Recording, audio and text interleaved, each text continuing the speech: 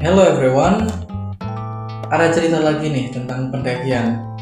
Jadi, di pelajaran kita sebelumnya, di pendakian sebelumnya, saya kan mendapatkan pelajaran berharga nih yang aku bagikan kepada kalian. Bahwasanya, kenapa ada benarnya pepatah ketika mengatakan kalau ada yang mudah, kenapa harus pilih yang sulit? Dan kenapa pilihan yang sulit itu tidak sepenuhnya salah? Ya, karena keputusan yang sulit itu kan seperti yang kita ketahui sebelumnya akan memberikan makna pada momen dan pengalaman tersebut dan juga menghidupkan kehidupan kita. Begitu kan? Meskipun ada banyak cara untuk menghidupi kehidupan kita, tidak hanya dengan cara mendaki kan?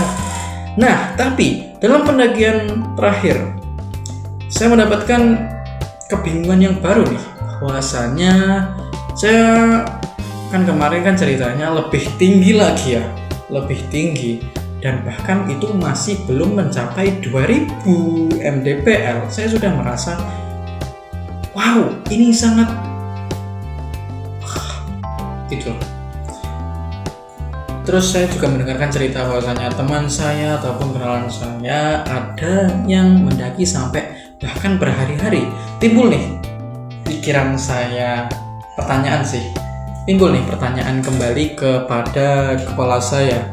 Kenapa hanya untuk memberikan makna dalam pengalaman dan juga menghidupi kehidupan itu sendiri harus rela sebegitu berjuangnya, sebegitu susahnya hanya untuk berada di puncak melihat pemandangan yang sangat bagus? Ini kalau kita lihat dari segi mendaki Gunung Loyang, bukan dari segi perjuangan di kehidupan. Kalau di perjuangan kehidupan tentu kita harus bekerja keras untuk melihat begitu indahnya kehidupan kita. Oke, kembali lagi kepada topik, bahwasanya dalam pertanyaan tersebut saya mengganjal nih, kenapa udah naiknya sangat capek, sangat sulit, belum lagi turunnya lagi, kembalinya lagi pasti tambah capek. Dan seperti biasa saya mendapatkan pelajarannya di akhir waktu. Jadi ketika kami turun,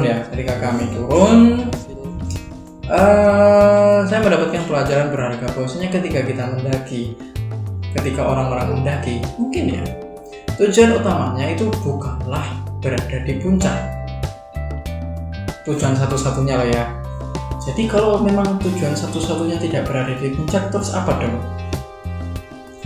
Perjalanannya, prosesnya untuk menuju ke puncak itu tadilah yang dicari.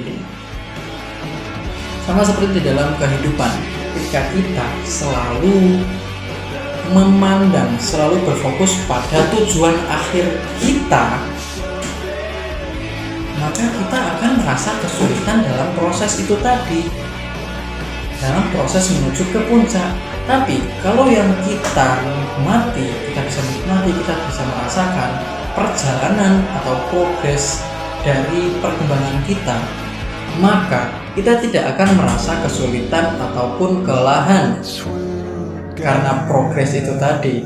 Dan tahu-tahu kita sudah berada di puncak untuk bersiap menuju ke puncak berikutnya.